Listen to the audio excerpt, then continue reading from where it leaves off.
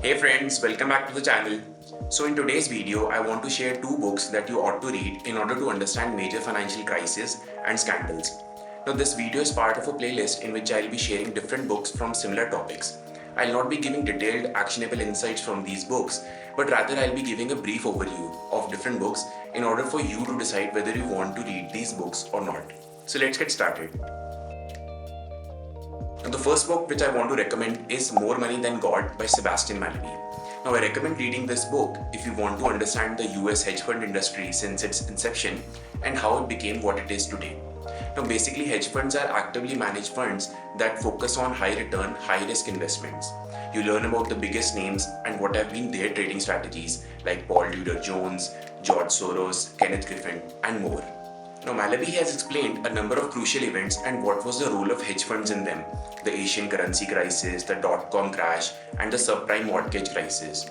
Along the way, he presents the argument that hedge funds are a better and safer alternative to the big banks on Wall Street. Now, this one is a heavy read. It starts off a little slow, picking up pace later, but it is definitely one of the most educational finance books that you'll read.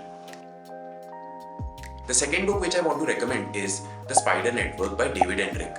Now, this book is a detailed investigation of the LIBOR benchmark scandal.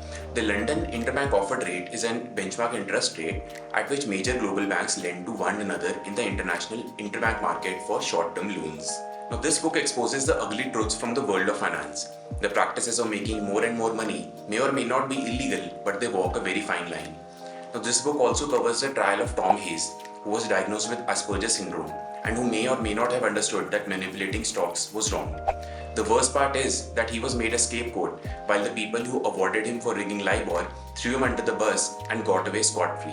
I highly recommend reading this book. Alright, so that brings us to the end of the video. Now make sure to hit the subscribe button as I'll be recommending a lot of books from different topics in the videos to follow. Alright, I'll catch you in the next one. See you!